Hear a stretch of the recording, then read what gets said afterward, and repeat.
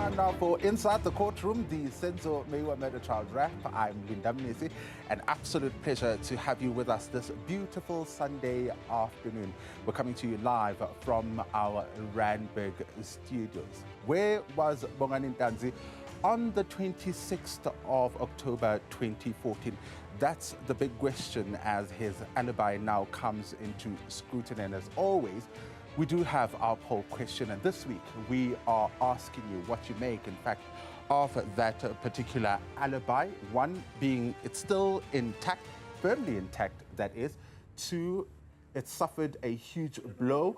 And three, waiting for bank records. Make sure to scan that QR code on your screens at this particular moment. And of course, make sure you vote throughout the program. You know that we also love hearing from you. So get in touch with us via WhatsApp line or give us a call on the number that is now on your screen. So those votes will be reflected throughout the show as we continue to look at the alibi of the alleged intruder, that is Bongani Ntanzi.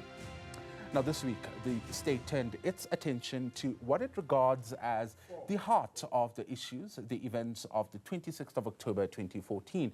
This is the day that football star Senzo Meyiwa was killed. Where was Bongani Ntanzi is the big question. This is the man who allegedly entered the Khumalo home with the gunman on the day of the incident. Now, he took the stand earlier last month to testify in his defense and has now faced cross-examination on why he did not testify about his whereabouts on the day of the murder. But this goes to the heart of the matter in this instance. The incident happened on the 26th of October 2014, and you don't testify about that in your evidence in chief. My Lord, I could not talk about the 26th of October because number one, I did not kill Senzo. And secondly, I did mention to the court that if I was not at Gauteng, I would be at home. Now, Ntanzi did, however, field these questions under cross-examination from other defense lawyers. The state took him up on what it deems an ambiguous alibi. To Advocate Khumalo, when he asked you where you were, you said, if you are not at work, you are at home. If not at home, you do traditional dance. But to Advocate Mshololo, you say, since it was established that you were not at work, you must have been home.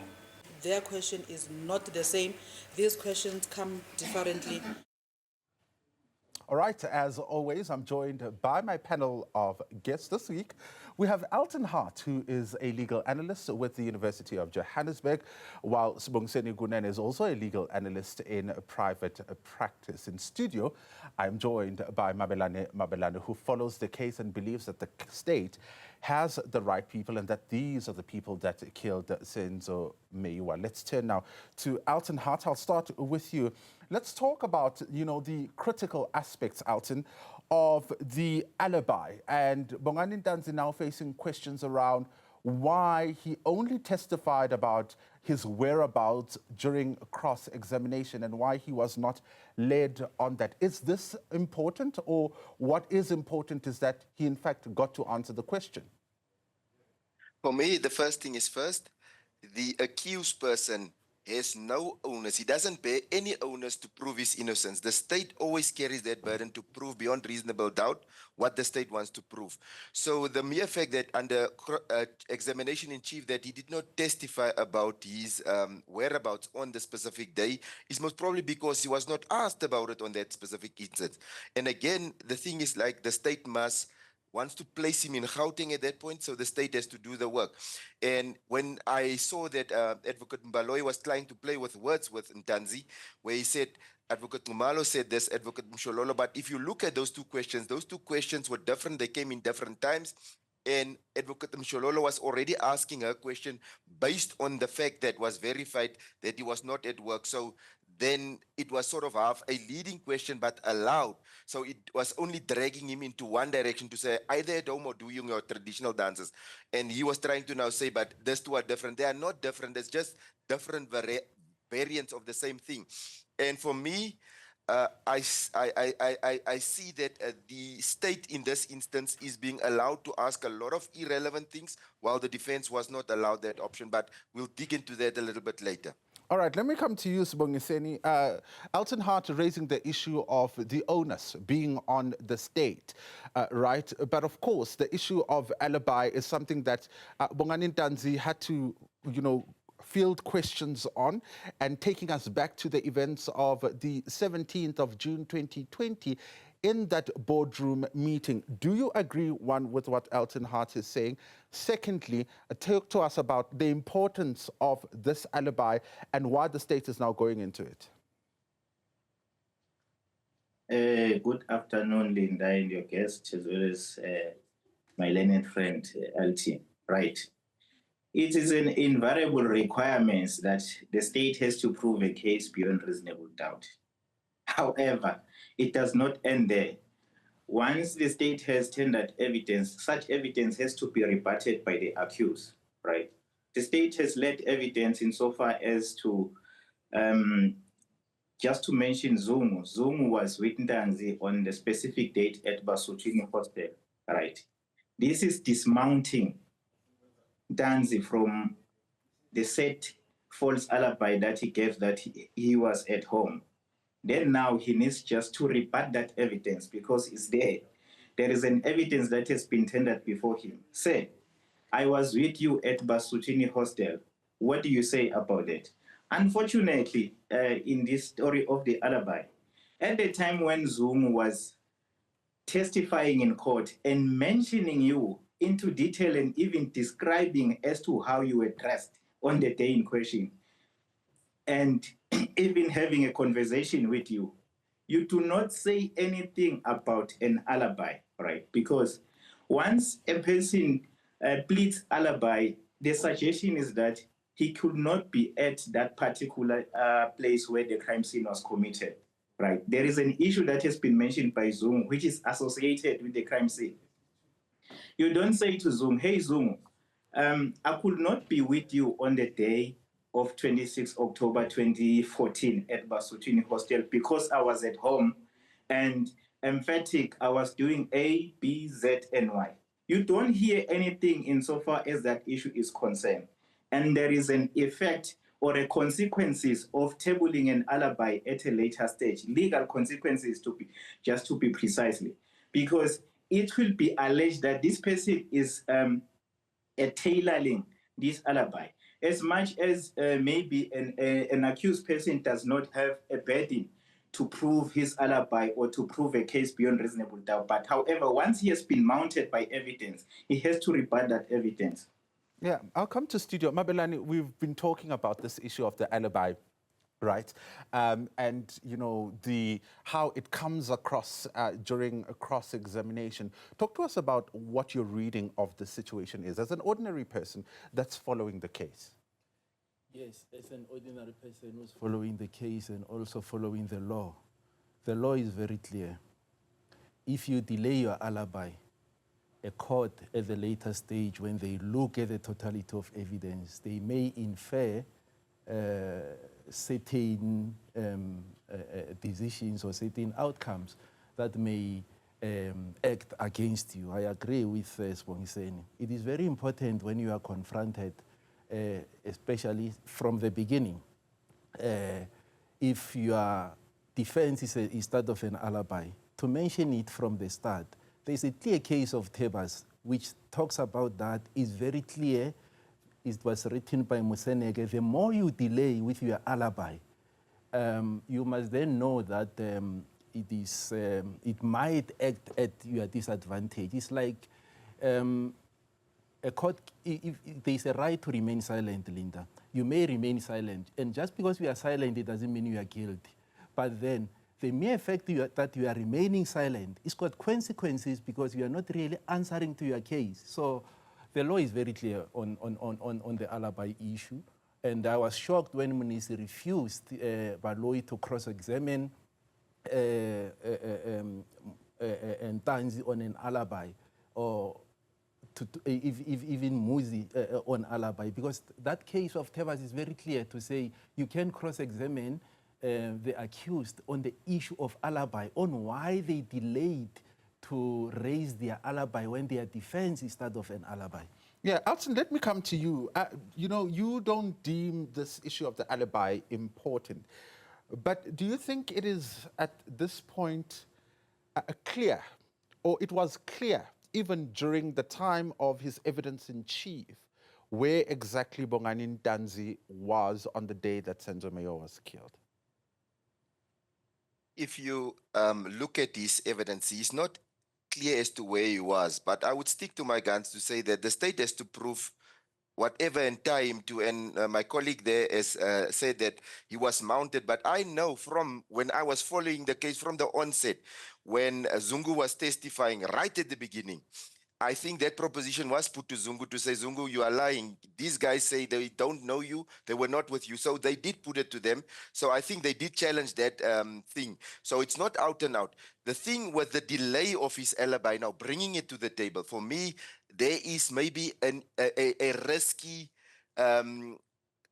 manner in how you actually present your client's case, because the late bringing of it can maybe speak to the credibility of your witness, and then it might mean that the witness might not be believed. They will now, most probably when the court has to make that credibility finding, say, you first waited for everybody to sort of have placed their cards on the table. You held yours close to the chest, and only at the last minute now, you put it on the table, and now you cannot be tested on that. So maybe there, that risk lies in it, but I still stick to that, to the thing, and I know that they've put it to him because Zungu's evidence, because that one for me was a critical factor actually tying them to on the day being in forced arrest. But also Zungu, by the mere fact that Zungu was also a late appearer for me, because from the get-go, Zungu was not there, and suddenly we have this brilliant witness that put them in forced arrest. So Zungu was also a late, but obviously as legal practitioners, we'll have different views, but I sort of would say there is a risk for him there, but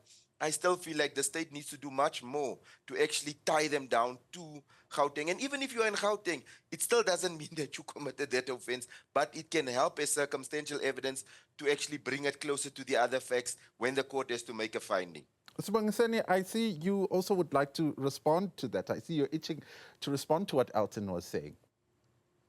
Yeah, that's correct, Linda. In fact, when I spoke about the issue of Zungu, that it was never put to him, I was being, maybe I was just precisely infecting there. I spoke about the version that says I was at home. I could not be with you because I was at home having a lobola and a ceremony. That's precisely what I'm saying.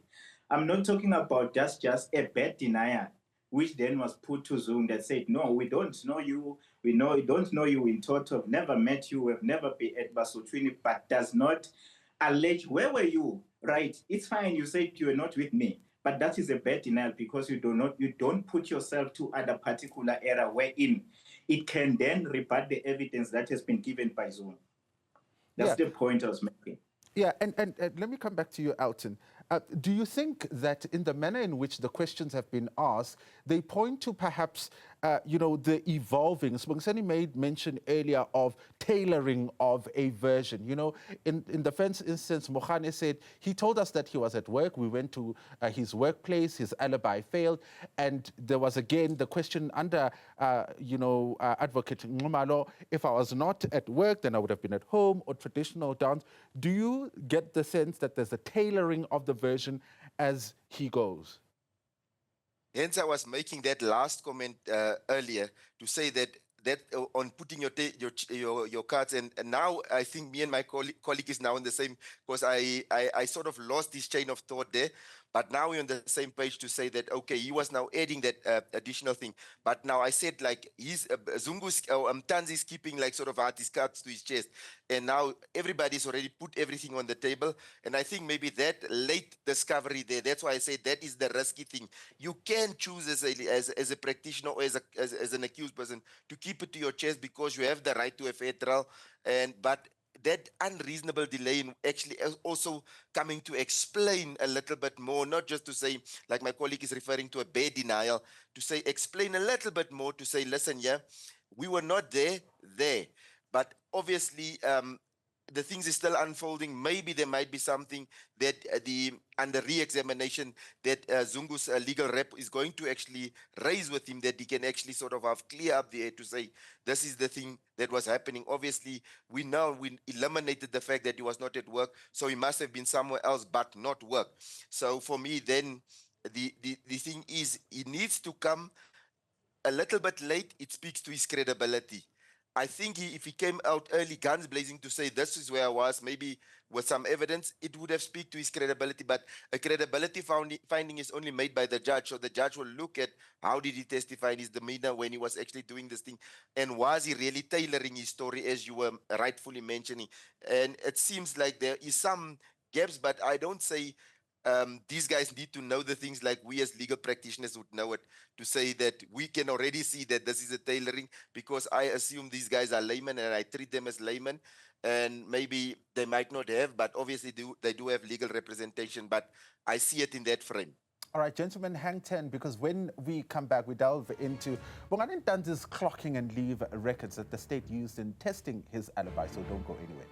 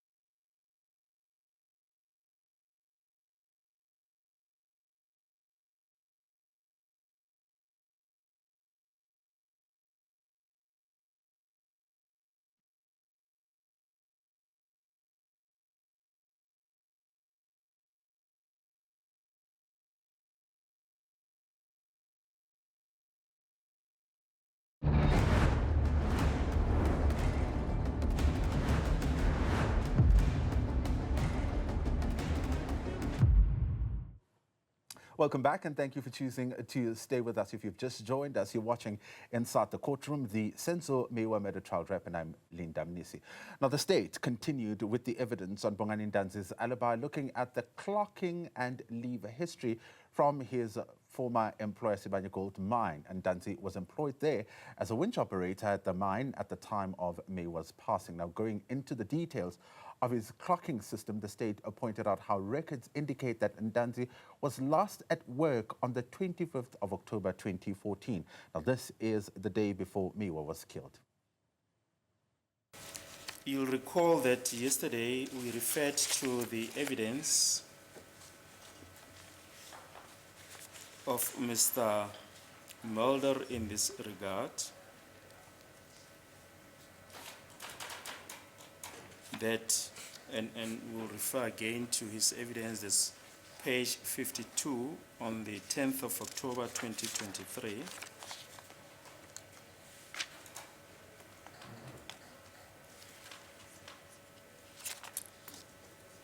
Line 20, maybe we'll just start at line 17. Mr. Mulder, and according to my observation, there is no further clocking. Just before that, he testified as follows at line 13. Then, Your Lordship, the last clocking, then on the outclocking for the 25th of October 2014 indicates an access clocking at the hostel, which was 3 minutes to 7 in the morning. Then he testified further that line 17, and according to my observation, there is no further clocking, Your Lordship, for the says 26, 27, 28, 29, 30, 31 of October. All right, so he tells the court that the unpaid leave dates were not chosen by him. November, so thereby line here, 27 October 2014 to 31 October 2014, it was imposed by the mine, the HR section.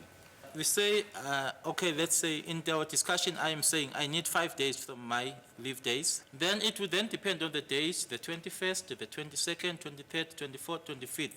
It depends on the day when they have now found someone who is going to substitute me.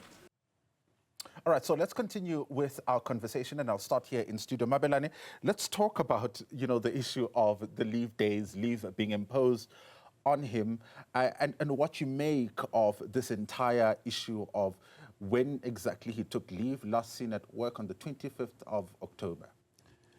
In fact, we'll start a little bit back, because when the HR manager came to give testimony, Ramasepele put it to him that, you see that July, the application of leave on the 14th of July, it was for the unpaid leave. That was a proposition from Ramasepele, and the HR manager said, you are incorrect, because what we are seeing here, this was for annual leave that was taken in July for 35 days, right?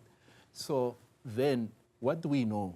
We know that in the systems of the mine, when you take leave, Linda, they lock your card so that you cannot access the premises of the working areas for security reasons, right? But then when you look at this unpaid leave of Mr. Ntanzi, the system expected him to come to work on the 27th. He didn't pitch. He didn't take that leave as planned leave, because the system expected him to clock, but he didn't. And we know where he was, because he was stuck in Davidton, based on his confession. But then he wants to also insinuate that you can cash out on unpaid leave. There's nothing like that, because you cannot sell what you don't have. Let me come to you, Elton, on this particular aspect. The impression that, that the court is getting, or let me not say the court, but the impression that at least I got was that these are days that, would have been accrued. He was entitled to these unpaid leave days. In terms of labor law, would this be the case? Obviously, our labor law is structured in such a way that normally the employers work a different system, but you have to first work a number of days in order for you to get a specific amount of leave days.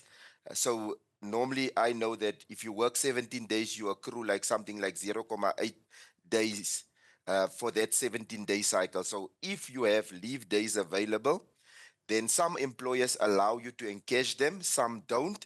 I don't know precisely how the mine system work, but if he says that, but obviously if the HR manager comes and refutes that to say you can't, then it's a problem. But if you have worked for, say, maybe 6 months without taking leave, then it means maybe for 6 months you've accrued maybe 5-point-something days that you are entitled to take. So you can then apply for that leave. At this point in time, I'm not 100% sure as to how many leave days he had, but I know that there was when the HR manager came to testify, he was on an unpaid leave schedule. And correctly, like Mr. Mabalani there indicated, that the system expected him to be back at work on the 27th of that specific month. So for me, that is now, again, it goes back to how I was like trying to structure it earlier, to say he's waiting for all the versions to come in and then sort of half tailor it. Now, the courts use this word as mendacity in how you present your alibi. And I think it is risky because it will speak to his credibility, and his credibility would then make that the court rejects his evidence in totality for the late bringing. So that is for me how I tie these things, dotting them all together, because these are a build-up. You can see Baloy is building up to a certain point, going from the leave, going to the lobola, trying to dot and sort of half tighten the noose or net around Ntanzi. Yeah, and I'll ask the same question to you, Sobongiseni, because Mabelane highlights how the expectation was that he'd clock into work on the 27th, and we know that there is perhaps a signature speaking to the fact that this leave may have been put down on the 27th. And I remember him saying that he is not the one that would have committed fraud. If there was fraud committed here, he wouldn't be the one that committed that fraud. Well, in terms of the labor law, he's entitled to leave, right? As a normal employee, right?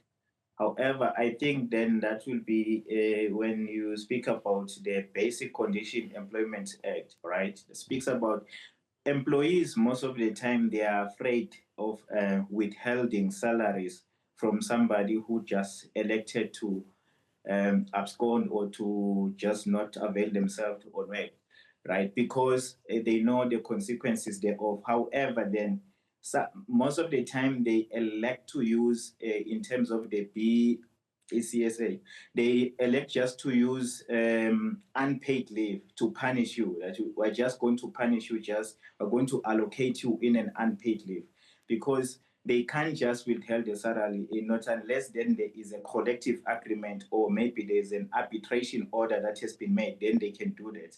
But however, in these circumstances, it looks like then there could have been a decision that was made on this unpaid leave, that because you elected to absent yourself and you don't bring any sick note or you don't bring any reason why you were not at work, then we are going to place you under unpaid leave by the looking of what has been happening. I'm trying just to flesh in this labor law with the facts that are there in court. Yeah, there was one question, Mabelane, that he asked. He says, then why is it that the court was told that I had gone AWOL? Yes, the answer is within the evidence before court, because when the investigation team went to Mr. Mulder on the first occasion, Mr. Mulder does what is expected to do by going into the clocking system, because his expectations are, if Ntanzi was on leave, the clocking system should indicate that he was blocked between these periods. But he finds nothing indicating that Ntanzi's access was blocked, which means the system expected Ntanzi to come to work. He then tells the investigation team that when I look at the clocking system, I don't find that Ntanzi has got a leave because the system is open for him to come in. As the result, he said, Ntanzi didn't come in, we didn't know when Ntanzi was. But when he goes into a personal file, he gets a form like Sobongiseni has said. Now, this is an after effect to say, okay, you didn't give the reason why you were not at work. Now, we are going to then approve the unpaid leave on your case so that you cannot be paid for the days that you didn't work. It is within that context. Yeah, Sobongiseni, let me come back to you. What picture is the state trying to paint, especially when you look at the fact that earlier in the year, between July and August, he had taken annual leave, and it's saying essentially that he did not have any other leave days, taken. But also when you look at what it's saying about the reason for termination of employment, talk to us about the picture that the state is trying to put here in terms of, Bongani's work and driving us back to the issue of the alibi. Yeah, Linda, I think Baloyi, what he's trying to do, or the state, they are saying, you see, this unpaid leave, because let's start from here. You have told us that whenever there is going to be a leave, you bring an application, right? But in this unpaid leave, have you noticed that you haven't brought any application and there is no substitute? As you have already testified before us, there must be a substitute before, and then you get you get approved for the leave. But however, this is what they are saying. On this particular day wherein you were absent, it's exactly in proximity or is during the week wherein this incident took place. And you cannot even account as to why, and then you didn't bring an application for this unpaid leave. it simply means this unpaid leave is of consequences, right? And based on that, we can strongly say we are moving you now closer to the fact that this is when you were committing this offense with your co-accused and thereof. Because this is a base going towards also to the alibi that when you were asked also by the police, where were you on this day? You say you could be at work or at home, and then it verifies to be false that you were not at work. And now the record speaks for itself from the workplace and says you were absent without any reason. You never even explain yourself, and then therefore you then get been placed on an unpaid leave. So they are just demolishing any possibility of an alibi that Ntanzi can bring towards improving their case. That's what they are trying to do.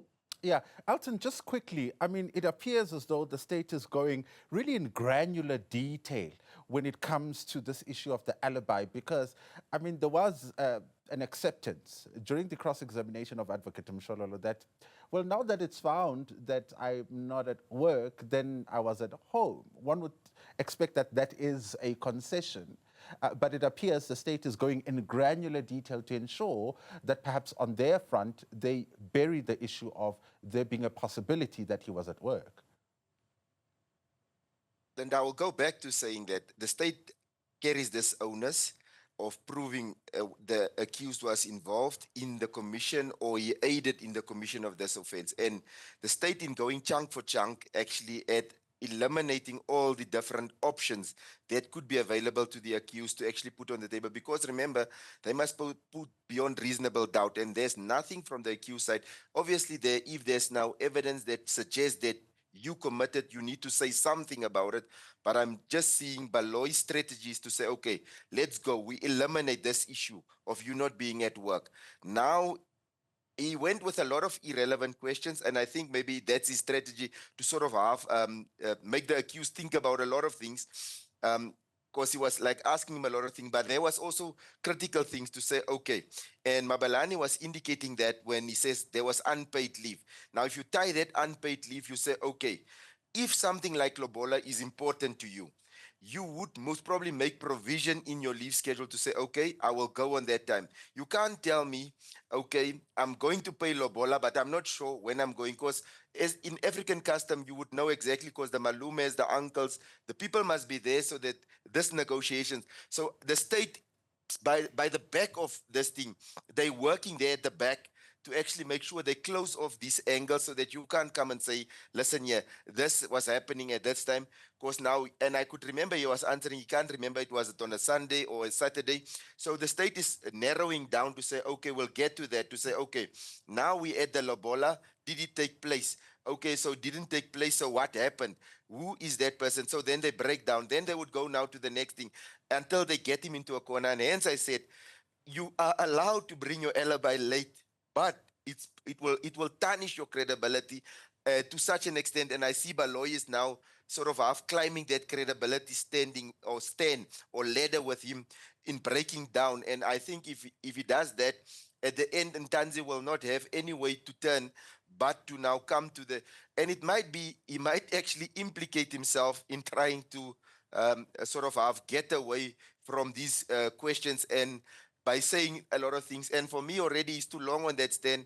I think his legal representatives had to also canvass these things with him to say that give at least a reasonable explanation of where you could have been on that specific time if the Lobola did not happen. And we know it's a private matter, but if it didn't happen, say, no, the families met, we couldn't afford what they were asking, and then they parted ways on that specific day. But obviously, I see Baloy as actually sort of half chipping away at these things to say, okay, not at work. You say you're not in Vosloorus, so then you say you were there or doing dancing. Now he's going straight to try and eliminate those issues to say you should, the only way you could have been is in Vosloorus, and you could see that was also with the use of the bank card that he asked him very early already, setting the tone for this thing that he's doing now this week.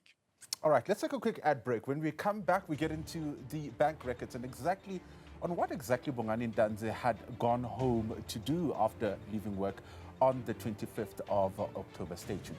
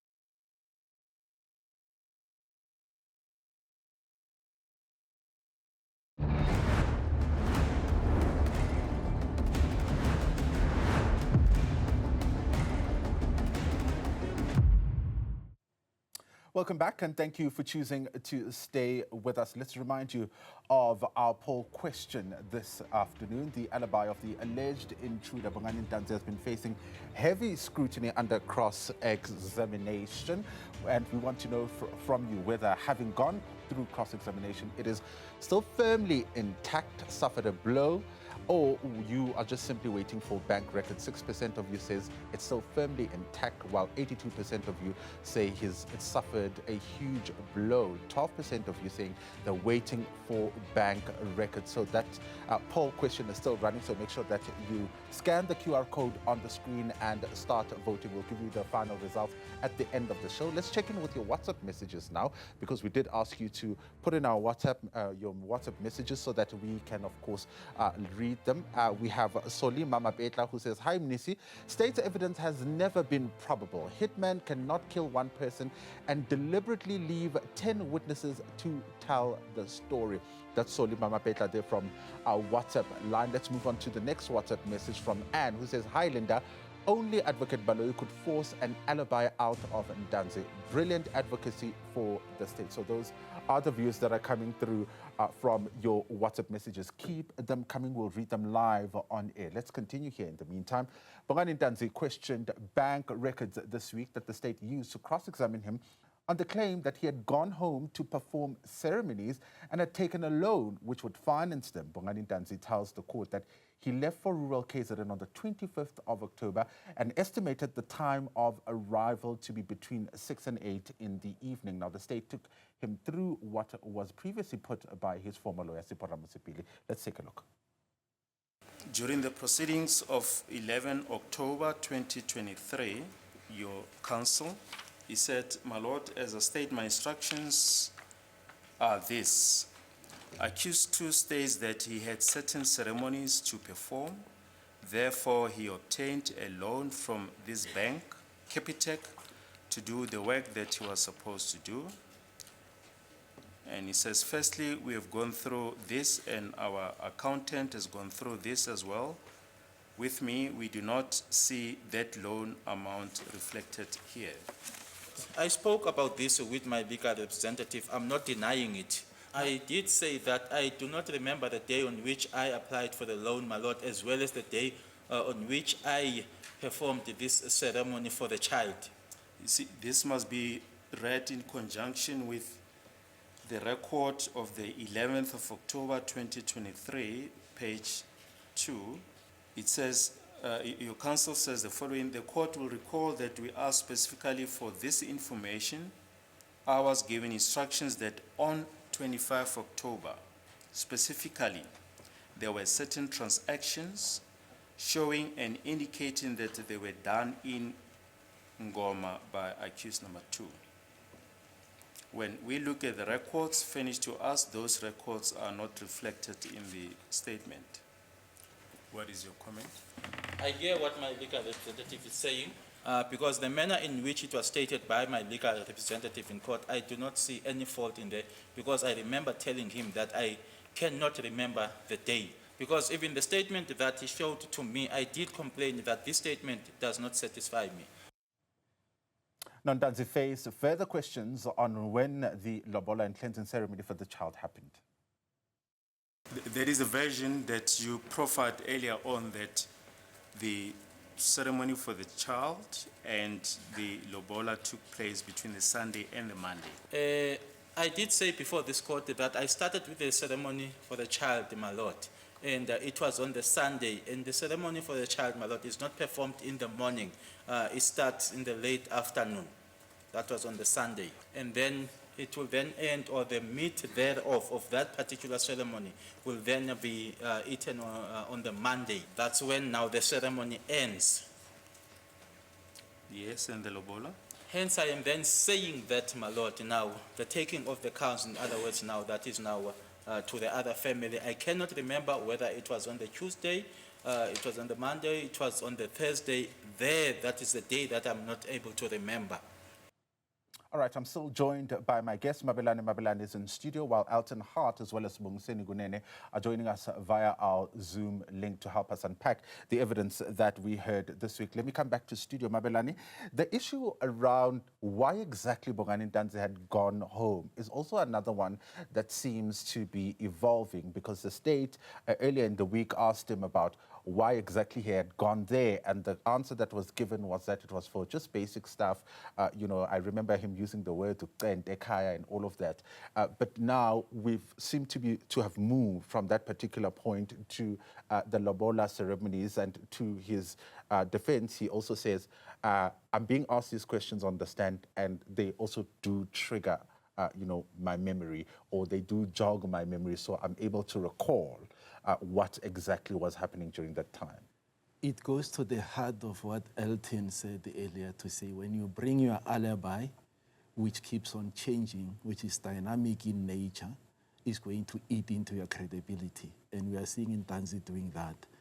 And one of the interesting things that he is also doing, he is also questioning the bank statement to say he cannot comment on the bank statement.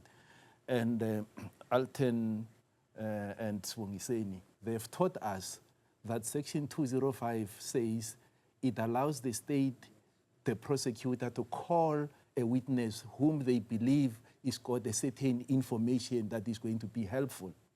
And it goes further to say they must do that assisted by a judge or a magistrate. But in this case of a bank records, the two gentlemen, they also tell us that Section 236 of the criminal procedure allows the bank to produce the banking records, and by the mere production, they serve as prima facie evidence in such a way that they remain accepted unless disputed. And if Ramasipile wants to dispute them, they are also telling us that the same section in subsection 3, it will tell you that Ramasipile has got the right to go and inspect the original document. That's what the two gentlemen are telling us.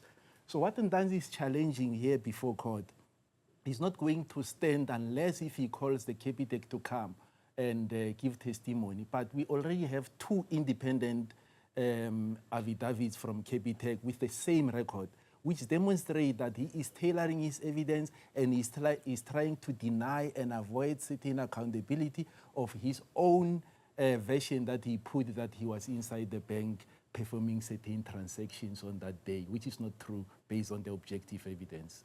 Yeah, let me come to you, Elton, the issue of Section 236 of the Criminal Procedure Act. And it seems the dispute here for Ntanzi are what appears to be, for him, discrepancies on these documents. I mean, we saw on Friday the state even going as far as saying, well, look at the signatures of, the affidavits that have been put in respect of the bank records of your co-accused. Are you still, of the view that this is your signature? Talk to us then about when exactly should Ntanzi have launched this dispute? Is it at this particular point, or could it have been at the point when these documents were disclosed? No, it doesn't necessarily say when he can actually sort of have challenged the documents, but obviously as soon as possible, as you get the documents and they are actually presented, you should put up a case to say that I want to sort of have dispute the content of this document. But we must just remember in law, and Mr. Mabelane was spot on there to say that we have this thing called the business record principle. If records are produced in the ordinary scope of an entity's business, we accept that as prima facie evidence, and whoever wants to now dispute it must come and dispute it. But if they call somebody from that entity to say, but if you do this input into a computer or a machine at our place, this is the output you'll receive on the other side, then the court would accept that is what it is, because this person has intense and inside knowledge of the working of that system. So if you want to challenge it, you must now say that maybe the person that was inputting the information into the machines of the bank inputted it so incorrectly that it actually produced an incorrect result on the other side. So the mere fact that it's there and already with the 2 affidavits in there, it's a problem. He can challenge it up until the last minute before judgment, but obviously one needs to check as to what are you challenging, and knowing already there's set principles in our law that says these things are that. So if they say there's a death certificate produced by Home Affairs, we accept it as prima facie evidence, because Home Affairs, if you put in a person's name, you say he's deceased, it will produce a document unless you come and say that person who inputted the information was incorrect. And he's got a problem with that if they bring that. And if the state is clever, they can most probably ask for reopening, call somebody from Capitec and explain that whole procedure. You explain the drama away. Yeah, Sobongiseni, let's come back to the issue again of these documents, the dispute that Ntanzi is mounting around these documents, but also the issue around the lobola and when exactly it was supposed to happen, and it happening, between Sunday and Monday, and then later happening either Tuesday, Wednesday. Yes, Lee. Maybe let's start here. We just need to understand how did the bank records, in fact, the Capitec statement arrive in court. It was upon a request from Ntanzi himself through his lawyer, right? He says, it has been a while I keep on requesting this document from the prosecutor because this document, it is the center, and this is the document that is where the accused is going to rely on in terms of his defense. Earlier, long time ago, I think in 2023, we start there. So this Capitec statement, it has to correlate with the date where Ntanzi alleges that he was at home. There must be a transaction. In fact, the loan, even to surface in court, it was based on the fact that he was pleading an alibi and says, on this day, he took a loan because he wanted to have some ceremonies.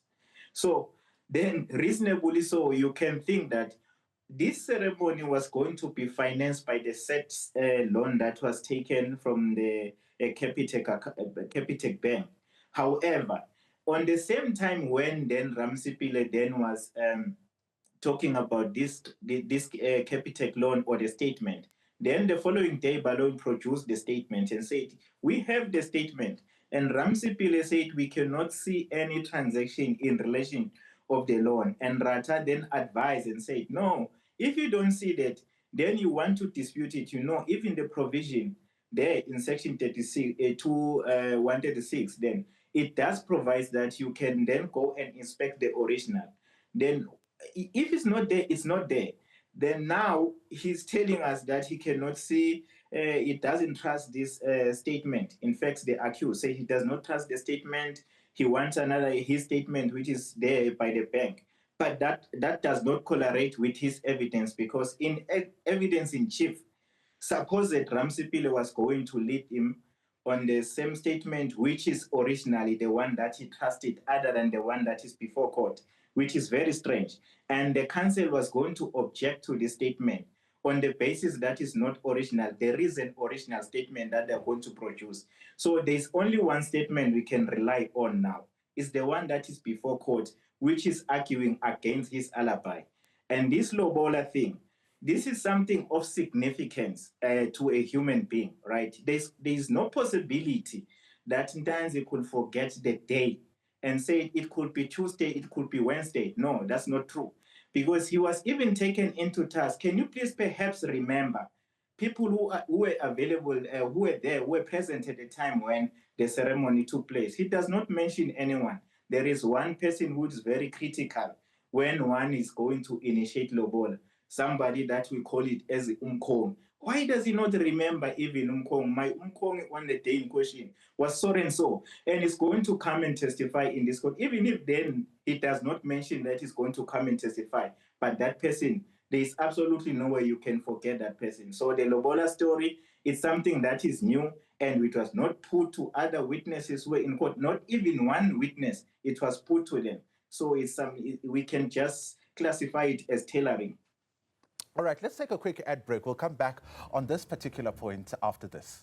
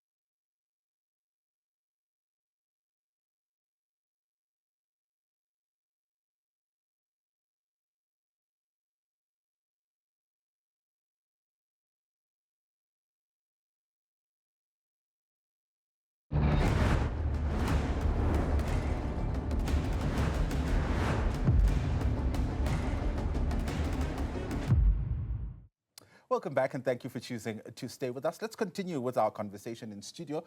I'm joined by Babalene, and on our Zoom link, it is Elton Hart as well as Sobongiseni Kunene, who are both legal analysts. Sobongiseni, let me pick up with you on the issue of, the issue of the loan and the lobola, because there seems to be no record of this loan. And ultimately, again, it goes back to whether or not there was even a lobola to begin with. Yeah, well, Linda, the loan is not there. In fact, to confirm it, there are so many mechanisms which would have just been opted by Ntanzi. Amongst others, maybe he would have approached the bank through his attorney. Let's just clarify this, because the attorney is known and he can bring in, he can just go to the bank using his power of an attorney and go and approach the bank where that, is there any agreement which was entered into by Ntanzi with you guys on these specific days? And then if not, that's option, then he can also go according to the credit bureau where you can check as to whether this person was listed as somebody that took a loan from Capitec. And those are the mechanisms. If then he does not trust the institution, but I don't know how, because this is a financial institution. I don't think they can do anything of shenanigans to that nature. But however, then let me come to this lobola. The lobola issue, if the lobola issue was there, I don't think Ramsipile and even Titi Tobani by then, when he applied for bail, because they pleaded alibi and saying the state case is weak, and then those are the exceptional circumstances, right? And even brought somebody from Ntanzi's family to come and testify to solidify their exceptional circumstances. Possible that person could have even enlightened that no, it could not be that Sandy Ntanzi was there because on this day we're performing this ceremony and even he paid Lobol. So, and the Lobola story on now, when Ramsey Pile is on record as well as Mgomezu, nobody says, Mhane, Teles, Lisaring, Mabena, or whoever the witnesses from the state, when they were testifying, Ntanzi could not be in this particular area. On this day, he was paying Lobola. Even the letter was going to serve as some of pieces of evidence in rebuttal that he was going to bring, as much as he does not have that legal duty to prove an alibi. But these pieces of evidence were going to assist him in circumstantially whole, so that he remove himself to Pine Basutini Hostel or Mzamo section. Yeah, Elton, let's go to even his refusal to disclose certain issues. Sobongiseni earlier touched on the fact that, he could not even detail who was part of this particular process, but even the details around the loan, the details of the loan itself. I mean, again, is it going to take us back to the issue of the credibility question? If you can't give us these simple details, can we trust that there was even a loan or even a lobola or a ceremony for your child?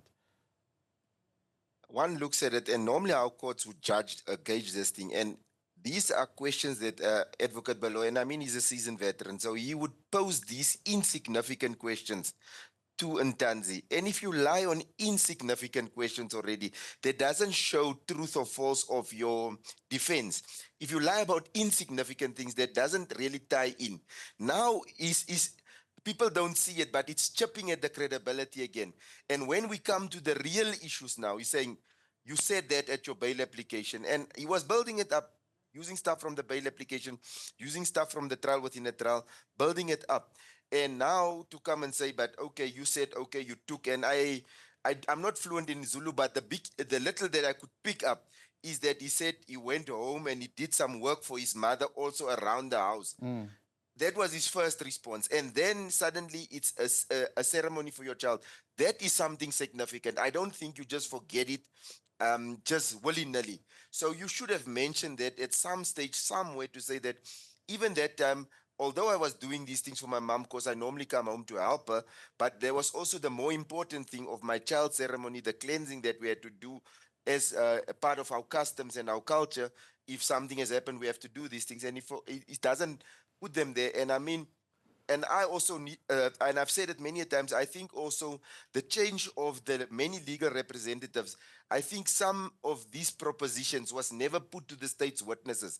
And then it means it left that evidence unchallenged. And then I must say, maybe our colleagues who represented these guys at earlier stages did not put these pertinent things that could actually feed into his alibi to the state witnesses to give them an opportunity to respond to that, but also to make known already to say, like, listen, yeah, this is not something I thought about yesterday after I've heard everything from the state side, and now I'm coming to sort of have steer the ship in a certain way.